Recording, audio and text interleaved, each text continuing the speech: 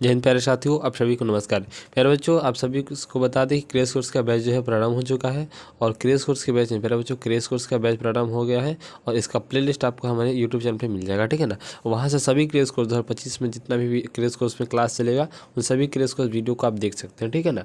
और आज इस क्लास में हम लोग जो है भूगोल के अति महत्वपूर्ण ऑब्जेक्टिव क्वेश्चन को करेंगे और भूगोल के चैप्टर 1 है जो संसाधन एवं उपयोग है और ये क्रेश कोर्स का दूसरा क्लास है, ठीक है। क्रेश कोर्स का पहला क्लास में मैंने करवाया था जैव प्रक्रम को, ये दूसरा क्लास है, तो पहला क्लास नहीं देखें तो देख लीजिएगा, ये दूसरा क्लास है, ठीक है। इसमें हम लोग भूगोल के ऑब्जेक्टिव को कवर करने वाला है, ठीक है। तो क्लास को स्टार्ट करते हैं इसी के साथ। देखिए सबसे पहला क्वेश्चन को देख लेते हैं। और प्यारे बच्चों, आपको पीडीएफ चाहिए, अगर आपको पीडीएफ चाहिए ना, पीडीएफ, तो आप हमको पीडीएफ के लिए जो है हमारे व्हाट्सअप पे मैसेज कर सकते हैं। व्हाट्सअप नंबर आप देख लीजिए, व्हाट्सअप नंबर क्या है यहाँ पर, व्हाट्सअप नंबर देख नोट कर लेंगे, 9801612654, ठीक है। इस नंबर पे आप बिल्कुल फ्री में व्हाट्सअप ग्रुप से जुड़कर या व्हाट्सअप पे पर्सनली मैसेज करके आप पीडीएफ ले सकते हैं, ठीक है ना।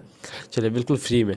और चलिए स्टार्ट करते हैं क्लास को इसी के साथ। और सबसे पहला क्वेश्चन क्या है प्यारे बच्चों कि भारत में सबसे अधिक विस्तार किस मिट्टी का है। तो भारत में प्यारे बच्चों याद रखिएगा सबसे अधिक विस्तार जो है वो जलोढ़ मिट्टी का। ऑप्शन नंबर ए बिल्कुल सही आंसर हो जाएगा, ठीक है। अगला क्वेश्चन की तरफ चलते हैं। अगला क्वेश्चन दूसरा नंबर क्वेश्चन क्या है, प्रश्न संख्या दूसरा है कि वृहद क्षेत्र में जल की उपस्थिति के कारण ही पृथ्वी को क्या कहते हैं। वृहद क्षेत्र में जल की उपस्थिति के कारण पृथ्वी को प्यारे बच्चों क्या कहते हैं, तो नीला ग्रह कहते हैं। क्या कहते हैं प्यारे बच्चों, नीला ग्रह कहते हैं। ऑप्शन नंबर बिल्कुल बी सही आंसर हो जाएगा, ठीक है। यहाँ पर नीला ग्रह कहते हैं। अगला क्वेश्चन प्यारे बच्चों देखेंगे, क्वेश्चन नंबर आपका तीसरा क्वेश्चन क्या है।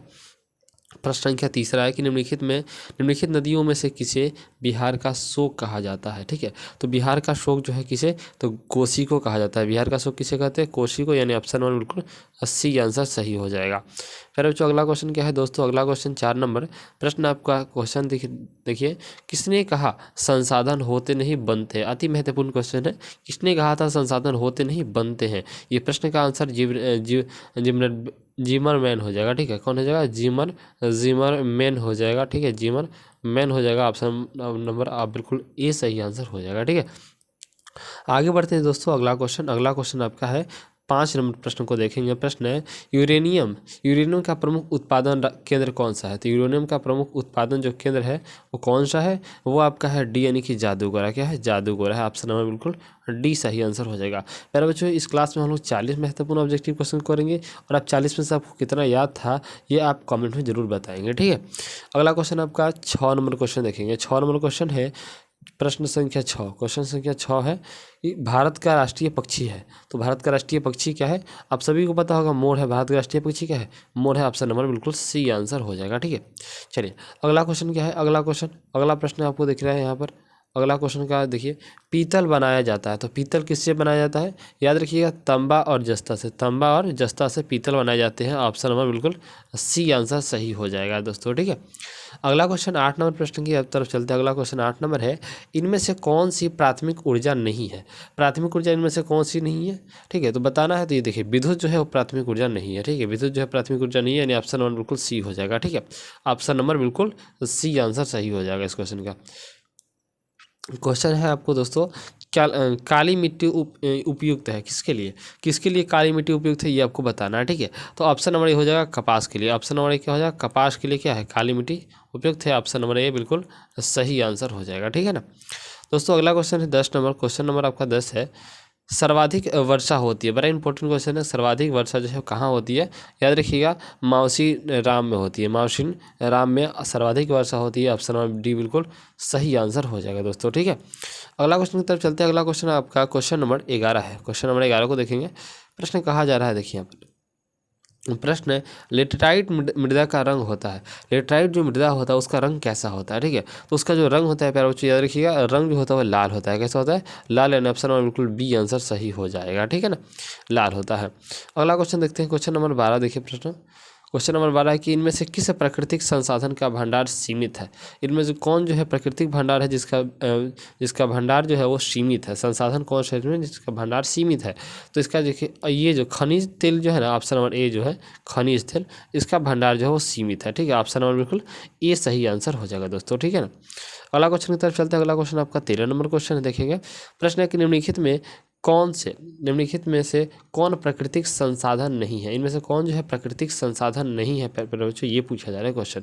ठीक है, तो देखिए यहाँ पर नगर जो है, देखिए वन प्राकृतिक संसाधन है, नदी है प्राकृतिक खनिज है, लेकिन यहाँ पर देखिए कौन नहीं है पूछा है। ठीक है, कौन नहीं है, तो नगर जो है उसमें नहीं है, ऑप्शन नंबर बिल्कुल सी आंसर सही हो जाएगा। ठीक है, ये प्राकृतिक संसाधन नहीं है नगर। ठीक, अगला क्वेश्चन देखेंगे, क्वेश्चन नंबर आपका 14 नंबर क्वेश्चन। ठीक है, प्रश्न है कि लौह अयस्क किस प्रकार का संसाधन है। तो लौह अयस्क जो है वो किस प्रकार का संसाधन, याद रखिएगा अनवीकरणीय संसाधन है, अनवीकरणीय संसाधन है क्या, लौह अयस्क। लौह अयस्क कैसे किस प्रकार का संसाधन है, अनवीकरणीय संसाधन है। ठीक है, क्वेश्चन नंबर अगला 15 नंबर क्वेश्चन को देखेंगे। क्वेश्चन नंबर 15 है आपका दोस्तों, संसाधनों के संरक्षण हेतु सर्वप्रथम किसने वकालत की थी। ठीक है, किसने वकालत की थी संसाधनों के संरक्षण के लिए। ठीक है, तो याद रखिएगा इस क्वेश्चन का आंसर बी हो जाएगा, यानी कि क्लो ऑफ रोम ने किया था। ऑप्शन में बिल्कुल बी आंसर सही हो जाएगा दोस्तों। ठीक है, अगला क्वेश्चन आप देखेंगे, क्वेश्चन नंबर आपका 16। क्वेश्चन नंबर 16 आपको दिख रहा है यहाँ पर, प्रश्न संख्या 16 को देखेंगे। क्वेश्चन है आपका, बिहार में अति जल दोहन से भूमिगत जल में किस तत्व का संक्रेतित बढ़ा है। ठीक है, तो याद रखिएगा आर्सेनिक का जो है संक्रेतित बढ़ा। ऑप्शन नंबर बिल्कुल क्या हो जाएगा, ऑप्शन नंबर बिल्कुल सी आंसर सही हो जाएगा दोस्तों। ठीक है, अगला क्वेश्चन को देखेंगे। अगला क्वेश्चन आपका 17 नंबर क्वेश्चन। प्रश्न नंबर 17 है कि इंदिरा गांधी नहर परियोजना किस राज्य की महत्वाकांक्षी परियोजना है। इंदिरा गांधी जो नहर परियोजना है वो किस राज्य की महत्वाकांक्षी परियोजना है, तो याद रखिएगा ये राजस्थान की है। कहाँ की है बच्चों, राजस्थान की। ऑप्शन नंबर बिल्कुल बी आंसर सही हो जाएगा। अगला क्वेश्चन की तरफ चलते हैं। अगला क्वेश्चन आपका 18 नंबर क्वेश्चन को देख लेते हैं। प्रश्न संख्या 18 है कि किस परियोजना का मुख्य उद्देश्य बाढ़ को नियंत्रण करना है। बाढ़ को नियंत्रण करना किस जो है परियोजना का मुख्य उद्देश्य है, तो याद रखिएगा कोसी का है। किसका है, कोसी का। ऑप्शन नंबर बिल्कुल डी आंसर सही हो जाएगा। अगला क्वेश्चन को देखते हैं। अगला क्वेश्चन आपका 19 नंबर प्रश्न को देखें। दोस्तों अगर आपको वीडियो अच्छा लग रहा होगा, क्लास अच्छा रहा तो चैनल को सब्सक्राइब अवश्य ही कर दीजिएगा, और हमारे जो है व्हाट्सअप ग्रुप में अवश्य जुड़ जाइएगा। वहाँ पर बिल्कुल फ्री में आप सभी को पूरा क्रैश कोर्स का बैच जो है सबका PDF प्रोवाइड कर दिया जाएगा। ठीक है, क्वेश्चन नंबर आपका 19 है कि प्रति व्यक्ति प्रतिवर्ष जल उपलब्धता के आधार पर विश्व में भारत का जो है कौन सा स्थान है, तो याद रखिएगा 133वां स्थान है। कौन सा, 133वां जो है वो स्थान है किसका, तो भारत का। ठीक है ना, चलिए अगला क्वेश्चन की तरफ चलते हैं। अगला क्वेश्चन आपका 20 नंबर क्वेश्चन देखिए, प्रश्न संख्या 20 पूछा जा रहा है आपसे, वर्षा जल संग्रहण के ढांचों को हर घर में बनाना किस राज्य में अनिवार्य जो है। ठीक है, तो वर्षा जल संग्रहण जो है का ढांचा हर घर में बनाने का किस राज्य में अनिवार्य है, तो याद रखिएगा ये तमिलनाडु में है। कहाँ पर है, तमिलनाडु। ऑप्शन नंबर डी बिल्कुल सही आंसर हो जाएगा दोस्तों। ठीक है, अगला क्वेश्चन आपका है क्वेश्चन नंबर आपका 21। प्रश्न है कि निम्नलिखित में से कौन सा परंपरागत ऊर्जा का स्रोत है। इनमें से कौन जो है परंपरागत ऊर्जा का स्रोत है, तो कोयला जो हो जाएगा ना वो परंपरागत ऊर्जा का स्रोत हो जाएगा। ऑप्शन नंबर बिल्कुल डी आंसर सही हो जाएगा दोस्त। अगला क्वेश्चन देखिए दोस्तों, अगला क्वेश्चन आपका 22 नंबर क्वेश्चन देखिए, प्राथमिक ऊर्जा का उदाहरण कौन नहीं है इसमें। ठीक है, इनमें कौन जो है प्राथमिक ऊर्जा नहीं, अभी तो पढ़े जी विद्युत जो है प्राथमिक ऊर्जा नहीं है। ऑप्शन में बिल्कुल बी सही आंसर हो जाएगा। ठीक है, अगला क्वेश्चन देखिए। अगला क्वेश्चन आपका 23 नंबर क्वेश्चन क्या पूछा जा रहा है, प्रश्न आपका है सौर ऊर्जा निम्नलिखित में से कौन सा संसाधन है। बताइए कि सौर ऊर्जा जो होता है वो निम्नलिखित में कौन सा संसाधन है, नवीकरणीय संसाधन है। ठीक है, ऑप्शन में बिल्कुल क्या हो जाएगा, बी आंसर सही हो जाएगा। ठीक है, आगे बढ़ते इसी के साथ अगला क्वेश्चन आपका 24 नंबर क्वेश्चन को देखिए। प्रश्न है क्योटो सम्मेलन किस देश में आयोजित की गई थी। ठीक है, तो क्योटो जो सम्मेलन थी वो किस देश में आयोजित की गई थी, जापान में किया गया था। यानी ऑप्शन और बिल्कुल क्या हो जाएगा, सी आंसर सही हो जाएगा। ठीक है ना, अगला क्वेश्चन देखिए 25 नंबर क्वेश्चन क्या है। 25 नंबर क्वेश्चन आपका पूछा जा रहा है, ये प्रश्न क्या जाए 25 नंबर क्वेश्चन, चिपको आंदोलन कार्यक्रम किसके द्वारा चलाया गया था। जो चिपको आंदोलन कार्यक्रम था वो किसके द्वारा चलाया गया था, याद रखिएगा वो चलाया गया था सुंदरलाल बहुगुणा के किसके द्वारा चलाया गया था। यानी ऑप्शन बिल्कुल बी आंसर सही हो जाएगा इस क्वेश्चन का सही आंसर। ठीक है ना, अगला क्वेश्चन देखते हैं। अगला क्वेश्चन आपका क्वेश्चन नंबर 26 प्रश्न देखिएगा। क्वेश्चन नंबर 26 क्या है, प्रश्न है कि गोंडवाना युग की चट्टानों में भारत का कितना प्रतिशत कोयला मिलता है। तो कितना प्रतिशत, याद रखिएगा 98% कोयला मिलता है। कितना प्रतिशत, 98% कोयला मिलता है। कहाँ पर, गोंडवाना युग के चट्टानों में भारत का कितना प्रतिशत कोयला मिलता है, तो 98%। ऑप्शन नंबर क्या हो जाएगा, डी सही आंसर हो जाएगा। ठीक है, अगला क्वेश्चन देखो, अगला क्वेश्चन है कि डिगबोई तेल क्षेत्र कहाँ स्थित है। डिगबोई तेल क्षेत्र जो है वो याद रखिएगा असम में है। कहाँ पर है तो असम में है दोस्तों, असम में। ऑप्शन नंबर सी आंसर सही हो जाएगा। अगला क्वेश्चन क्या है, अगला क्वेश्चन आपका 28 नंबर क्वेश्चन। प्रश्न है कि देखिए भारत का पहला परमाणु ऊर्जा केंद्र कहाँ स्थित है। तो भारत का जो पहला परमाणु ऊर्जा केंद्र है वो यह आप सभी को पता है कि तारापुर में है। कहाँ पर है, तारापुर में है। ऑप्शन नंबर क्या हो जाएगा, ऑप्शन नंबर ए हो जाएगा, तारापुर में है। ठीक है, चलो अगला क्वेश्चन देखो, अगला क्वेश्चन आपका है 29 नंबर क्वेश्चन। ठीक है, प्रश्न है प्रथम पृथ्वी सम्मेलन 1912 किस देश में आयोजित किया गया था। प्रथम जो पृथ्वी सम्मेलन था, प्रथम पृथ्वी जो सम्मेलन था कब, 1912 का, वो किस देश में जो है आयोजित किया गया था। याद रखिएगा ब्राज़ील में। कहाँ पर, ब्राज़ील में किया गया था, ब्राज़ील में किया गया था। ऑप्शन नंबर ए बिल्कुल सही आंसर हो जाएगा। आगे बढ़े, अगला क्वेश्चन देखिए 30 नंबर क्वेश्चन को। 30 नंबर क्वेश्चन को देखेंगे प्यारे बच्चों। 30 नंबर प्रश्न पूछा जा रहा है कि सोपानी कृषि किस राज्य में प्रचलित है। सोपानी जो कृषि है वो किस राज्य में प्रचलित है, क्वेश्चन है। इसका सही आंसर यानी कि उत्तराखंड हो जाएगा। क्या हो जाएगा, उत्तराखंड हो जाएगा प्यारे बच्चों, उत्तराखंड, यानी ऑप्शन नंबर डी आंसर सही हो जाएगा। ठीक है ना।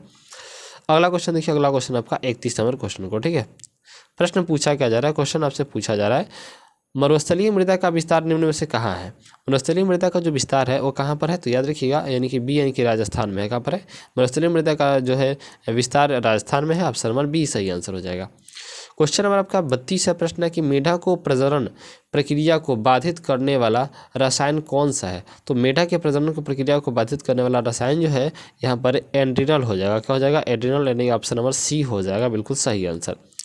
अगला क्वेश्चन देखिए दोस्तों, अगला क्वेश्चन है आपका 33 नंबर। काली मिट्टी का दूसरा नाम क्या है। बड़ा इंपॉर्टेंट क्वेश्चन है कि काली मिट्टी का जो दूसरा नाम है वो क्या है। तो याद रखिएगा रेगुल मृदा। क्या है, रेगुल मृदा है। ऑप्शन नंबर बिल्कुल बी सही आंसर हो जाएगा दोस्तों।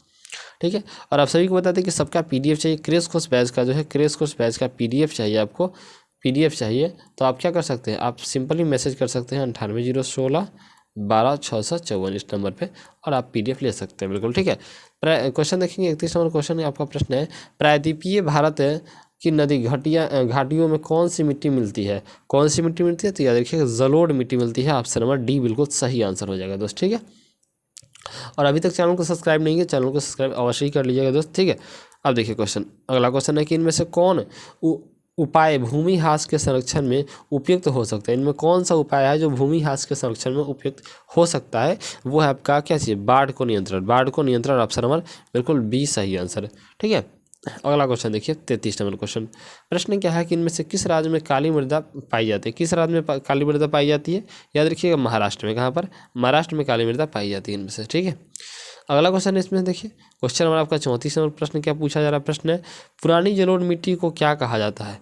पुरानी जलोढ़ मिट्टी को याद रखिएगा बांगर कहते हैं हम लोग। क्या कहते हैं जी, तो बांगर कहते हैं। क्या कहते हैं, बांगर। ऑप्शन नंबर क्या हो जाएगा, ऑप्शन नंबर ए यानी कि बांगर कहते हैं। ठीक है, क्वेश्चन देखिए 35 नंबर प्रश्न क्या है, मृदा निर्माण में निम्न प्रक्रिया शामिल होती है। कौन सी प्रक्रिया शामिल होती है, याद रखिएगा। देखिए अपक्षय भी और अपर्दन भी। ठीक है, यानी कि दोनों ही प्रक्रिया क्या होती है, दोनों ही प्रक्रिया शामिल होती है। दोनों ही प्रक्रिया क्या होती है, शामिल होती है। तो सही आंसर इसका क्या हो जाएगा दोस्तों, सही आंसर सी हो जाएगा, यानी कि दोनों प्रक्रिया होती है, ऑप्शन सी। ठीक है, अब देखिए अगला क्वेश्चन क्या है आपका 36 नंबर क्वेश्चन पूछा क्या जा रहा है। प्रश्न है आपका कि वृहद क्षेत्र में जल की उपस्थिति के कारण ही पृथ्वी को क्या कहते हैं। तो पृथ्वी को क्या कहते हैं, ये तो पढ़ लिया, तो नीला ग्रह कहते हैं ना, ऑप्शन नंबर बी नीला ग्रह कहते हैं। ठीक, अगला क्वेश्चन, ये भी क्वेश्चन पढ़ा हुआ क्या, नहीं ये नहीं पढ़ा है। प्रश्न क्या है कि कुल जल का कितना प्रतिशत भाग महासागरों में निहित है। ठीक है, कितना प्रतिशत भाग जो है महासागरों में निहित है। याद रखिएगा 96.5% भाग जो है क्या महासागरों में निहित है। ऑप्शन नंबर डी को टिक करेंगे, बिल्कुल सही आंसर हो जाएगा दोस्तों। ठीक है, अगला क्वेश्चन क्या है, अगला क्वेश्चन कि कौन सा ऊर्जा स्रोत नवीकरणीय है। इनमें से कौन सा ऊर्जा स्रोत है जो नवीकरणीय है। याद रखिए कि इसमें जल जो है ना वो नवीकरणीय है, ये कभी समाप्त नहीं हो सकता है, जल। ठीक है, ऑप्शन में बिल्कुल बी सही आंसर हो जाएगा दोस्त। ठीक, अगला क्वेश्चन देखिए, अगला क्वेश्चन आपसे पूछा क्या जा रहा है, 39 नंबर क्वेश्चन को देखेंगे। प्रश्न है कि भारत में ऊर्जा का प्रमुख स्रोत कौन सा है। भारत में ऊर्जा का प्रमुख स्रोत जो है वो पेट्रोलियम है। ऑप्शन नंबर बिल्कुल बी सही आंसर दोस्त हो जाएगा। ठीक है, बी को टिक करेंगे सभी लोग। अगला क्वेश्चन देखिए, क्वेश्चन नंबर 40 क्या है कि अंकलेश्वर में किस शक्ति के साधन की प्रचुरता है। ठीक है, प्रचुरता है तो किसकी है जी, तो इस सही आंसर आपका डी हो जाएगा, खनिज का है। ऑप्शन नंबर बिल्कुल डी आंसर सही हो जाएगा। ठीक है, देखिए तो क्लास ये समाप्त होता है। हमने 40 ऑब्जेक्टिव क्वेश्चन को देखा आज। ठीक है, 40 ऑब्जेक्टिव क्वेश्चन को देखा। प्यारे बच्चों, चैनल को सब्सक्राइब करके वीडियो को लाइक जरूर कर दीजिएगा, दोस्तों में शेयर कर दीजिएगा। और बिल्कुल फ्री में आप क्रैश कोर्स का बैच करना चाहते हैं तो बिल्कुल क्या 98 016, ठीक है, 12 654 इस नंबर पर मैसेज करके आप PDF प्रोवाइड कर सकते हैं। बिल्कुल सभी चैप्टर वाइज PDF आपको मिल जाएगा। ठीक है, तो थैंक्स फॉर वॉचिंग। जय हिंद।